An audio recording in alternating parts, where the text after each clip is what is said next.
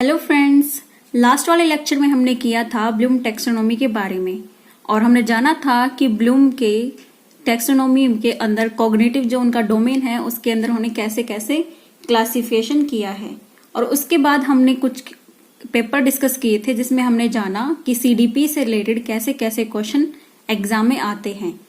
तो उसके लिए हमने सीटेट के 2 पेपर डिस्कस किए थे, लेवल 1 और लेवल 2। आज हम आगे करने वाले हैं सीसीई के बारे में, जो कि नया टॉपिक है और इससे क्वेश्चन काफी बार एग्जाम में आते ही हैं। मतलब क्वेश्चन चाहे पेपर कोई भी हो, लेकिन इससे रिलेटेड क्वेश्चन आ ही जाते हैं। तो चलिए शुरू करते हैं अपने आज के टॉपिक को। मैं मंजीत कौर और स्वागत है आपका अपने यूट्यूब चैनल जिसका नाम है हेल्प योरसेल्फ। आज हम पढ़ेंगे सीसीई।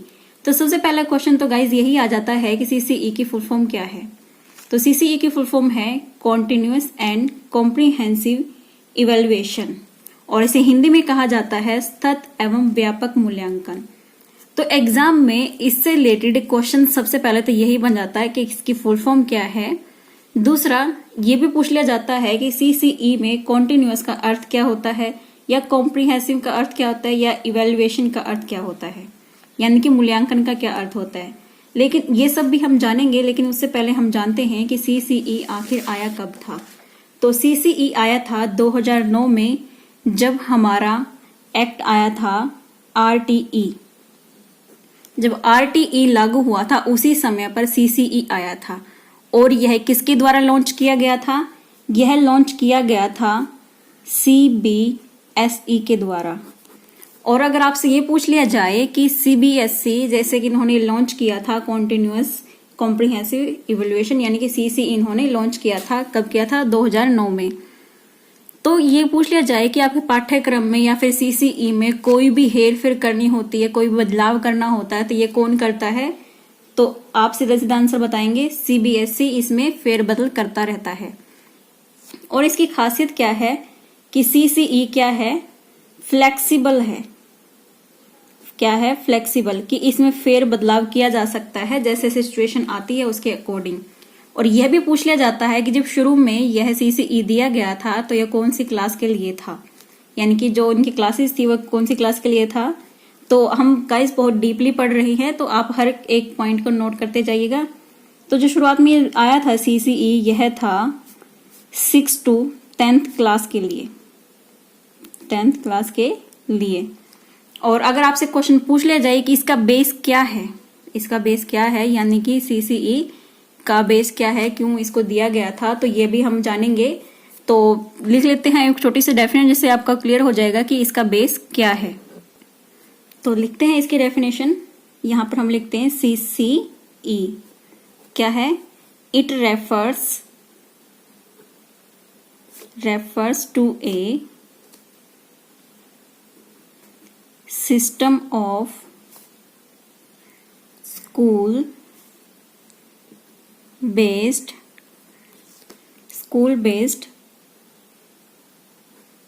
एजुकेशन।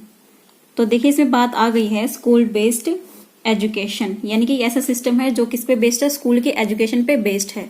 फिर आगे लिखते हैं school based education of a student that covers all aspects of students development।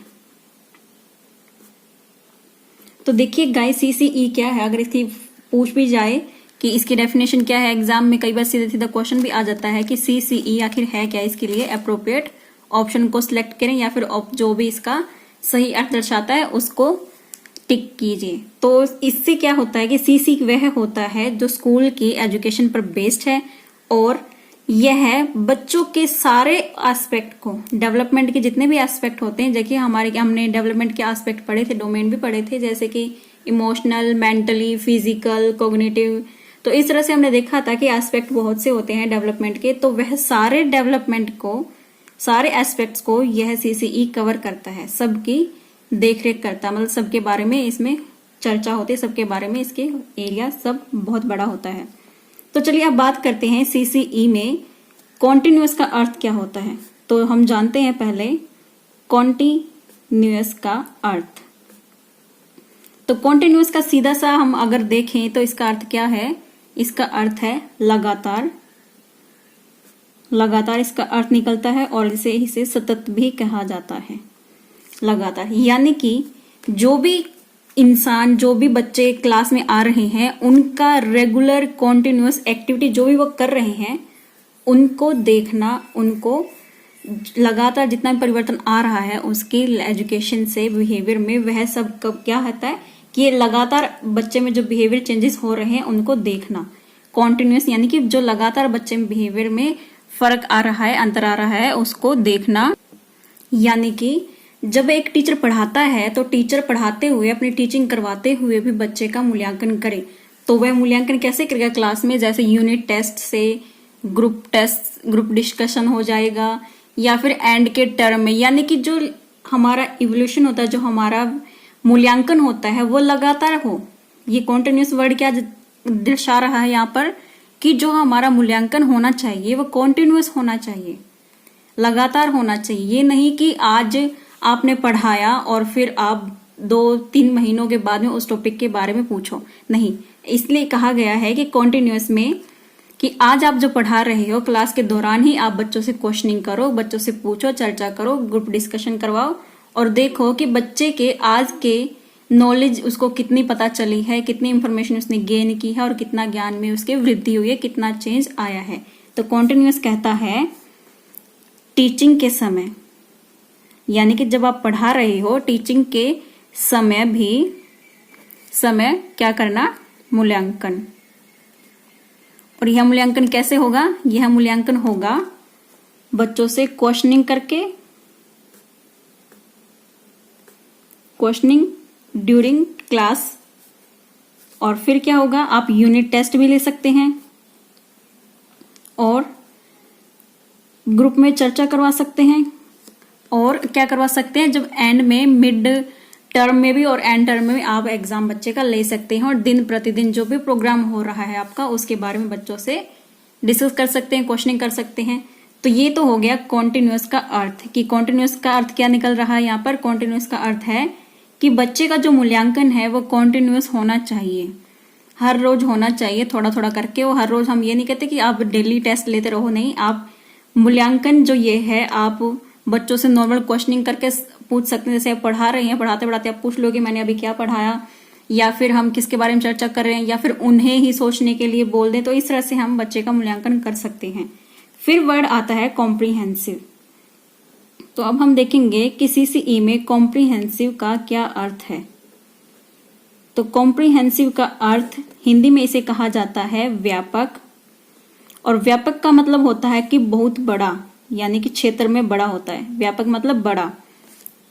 तो व्यापक यानी कि बड़ा, जैसे कि हमने अभी बात की थी कि बच्चे के डेवलपमेंट के जो एस्पेक्ट होते हैं ना वो बहुत सारे होते हैं, जैसे फिजिकली, मेंटली, इमोशनली। तो कॉम्प्रिहेंसिव ये दर्शाता है कि हमें बच्चे के सभी क्षेत्रों के बारे में चर्चा करनी, सभी क्षेत्रों के बारे में जानना है। तो यहाँ पर क्या कह सकते हैं हम, बच्चे का ओवरऑल डेवलपमेंट देखा जाता है। सीमित नहीं होता कि हम यही देखें कि बच्चे का सिर्फ एकेडमिक ही कैसा चल रहा है, सिर्फ हमें यही नहीं देखना है। कॉम्प्रिहेंसिव कहता है कि हम बच्चे का फिजिकली डेवलपमेंट भी देखेंगे, हम बच्चे का मेंटल डेवलपमेंट भी देखेंगे, इमोशनल भी देखेंगे, सोशल भी देखेंगे, मोरल भी देखेंगे। लेकिन जैसे एक इन्होंने कहा कि समग्र विकास, यानी कि बच्चे का पूरा ओवरऑल डेवलपमेंट हमें देखना है कि बच्चे में कितना विकास हो रहा है और कैसे विकास हो रहा है। इसलिए इसका कॉम्प्रिहेंसिव को बड़ा यानी कि व्यापक, यानी कि इसका क्षेत्र बहुत बड़ा होता है। इसके अंदर विकास के सभी क्षेत्रों को इंक्लूड किया गया है। तो कॉम्प्रिहेंसिव का मतलब क्या हो गया, बड़ा हो गया। और इसमें क्या हो जाएगी, ओवरऑल डेवलपमेंट के बारे में देखा जाता है। तो ये हो गया हमारा कॉम्प्रिहेंसिव का अर्थ। और फिर आगे हम देखते हैं कि लास्ट हमारा जो मूल्यांकन है उसका अर्थ क्या होता है। अब तीसरा देखते हैं हम, जैसे सीसीई में तीसरा वर्ड आता है हमारा, यह है इवैल्यूएशन। तो हम लिख लेते हैं इसको, इवैल्यूएशन यानी कि मूल्यांकन। तो अब हमने देखा कि बच्चे का कॉन्टिन्यूस भी होना चाहिए और कॉम्प्रिहेंसिव, यानी कि दोनों तरह से लगातार भी होना चाहिए और क्षेत्र भी बड़ा होना चाहिए बच्चे के मूल्यांकन का। लेकिन हम मूल्यांकन करेंगे कैसे? हमारे पास ऐसी क्या चीज है, किस चीज के द्वारा हम बच्चे का मूल्यांकन करेंगे? तो इसमें दर्शाया गया है मूल्यांकन में कि वैरायटी, क्या बताया गया है? Variety of tool and techniques. Variety of tool and techniques यानी कि इसमें चर्चा की गई है कि हम इसमें वैसे टूल और टेक्निक्स या मेथड का हम यूज करेंगे, यानी कि विधियों का हम इस्तेमाल करेंगे जिनके द्वारा हम बच्चे का मूल्यांकन कर सकें। तो इवैल्यूएशन यानी कि मूल्यांकन का भी अर्थ हमें पता चल गया। तो अब हम देखते हैं कि मूल्यांकन कैसे किया जाता है। तो मूल्यांकन में कैसे किया जाता है वो भी हम देखेंगे। असेसमेंट में, मतलब मूल्यांकन में दो चीजें होते, एक तो होता है हमारा मेजरमेंट और एक होता है असेसमेंट। मूल्यांकन भी कैसे होता है? दो तरह से हो जाता है। यह कैसे? Measurement and assessment. तो कई बार मेजरमेंट और असेसमेंट में हम काफी कंफ्यूज हो जाते हैं, तो एक बार हम ये भी देख लेते हैं कि इन दोनों में डिफरेंस क्या है। उससे आगे हम पढ़ेंगे असेसमेंट क्या होता है, असेसमेंट के टाइप क्या होते हैं, वो भी हम आगे पढ़ेंगे। तो पहले जान लेते हैं इनमें मोटा मोटा डिफरेंस क्या होता है। तो जो मेजरमेंट होता है वो हमारी प्राचीन विचारधारा पर बेस्ड है, यानी कि ओल्ड अप्रोच है ये हमारी मूल्यांकन की, ओल्ड अप्रोच। और असेसमेंट क्या है? ये है हमारी मॉडर्न, यानी कि न्यू है, ये हमारी मॉडर्न अप्रोच है ये। और जो मेजरमेंट होता है यह होती है रिजिड, यानी कि कठोर होती है, इसमें चेंजेस बहुत कम होते हैं। और ये होती है असेसमेंट, फ्लेक्सिबल होती है। असेसमेंट में क्या होता है? फ्लेक्सिबिलिटी होती है। तो ये क्या होगी? फ्लेक्सिबल होती है। और जो हमारा मेजरमेंट होता है इसमें फोकस क्या होता है, इसमें क्या जांच किया जाता है? इसमें क्वांटिटेटिव, बच्चे की क्वांटिटेटिव जो डेवलपमेंट होती है उसके बारे में ज्यादा देखा जाता है। और असेसमेंट में बच्चे की क्वांटिटेटिव और क्वालिटेटिव दोनों ही तरह के डेवलपमेंट को देखा जाता है। और एक और बात, जो मेजरमेंट होती है यह होती है मार्क्स बेस्ड, यानी कि नंबर बेस्ड होती है यह।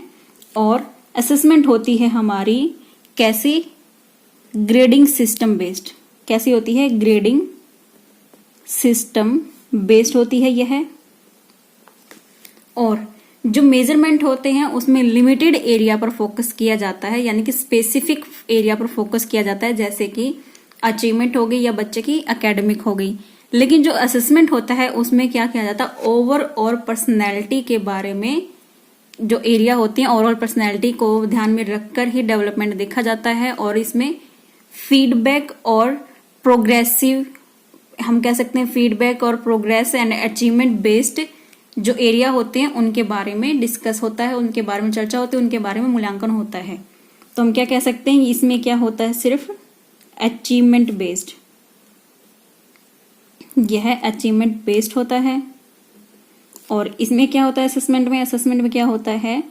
इससे हम फीडबैक भी प्रोवाइड करवाते हैं और अचीवमेंट बेस्ड भी ये होता है, यानी कि इसका जो क्षेत्र होता है, एरिया होता है, वो काफी बड़ा होता है।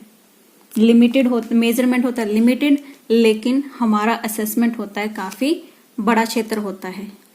और अब हम बात करते हैं कि असेसमेंट कितने टाइप का होता है। तो चलिए आगे बात कर रहे हैं असेसमेंट के बारे में। तो हेडिंग डाल देते हैं असेसमेंट। तो असेसमेंट मोस्टली टू टाइप से हम देखेंगे। असेसमेंट में दो चीजें आएंगी, एक तो आएगा टूल और एक आ जाएगा हमारा पैराडाइम। तो ये टूल तो हम देखेंगे कि दो तरह से होता है और ये होते हैं हमारे चार तरह के।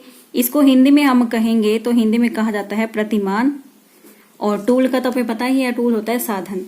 तो टूल दो तरह के होते हैं, कौन कौन से होते हैं वो हम अभी बता देते हैं, लेकिन इनके बारे में डिटेल चर्चा करेंगे हम नेक्स्ट वीडियो में। तो टूल होते हैं हमारे दो तरह के, कौन कौन से? एक तो होता है समेटिव और दूसरा होता है फॉर्मेटिव। कैसे हो गए टूल? हमारे दो तरह के हो गए, समेटिव और फॉर्मेटिव। और हमारे होते हैं जो हमने पैराडाइम यानी मान के बारे में बात करी है कि ये होते हैं 4 टाइप के। तो आपने कई बार एग्जाम में देखा होगा, एग्जाम में कि लिखा होता है assessment for learning, assessment as learning, assessment in learning या असेसमेंट ऑफ लर्निंग। तो ये जो से ऑफ, फॉर, एज, इन ये होते हैं हमारे प्रतिमान में। क्या होता है? Of, for, as and in. तो इन सब के बारे में हम डिटेल में जानेंगे नेक्स्ट लेक्चर में। तब तक के लिए आप पढ़िए इतना कि जितना आज पढ़ाया गया उसको रिवाइज कीजिए। मिलते हैं नेक्स्ट लेक्चर में, नेक्स्ट वीडियो में। तब तक के लिए guys bye bye, take care.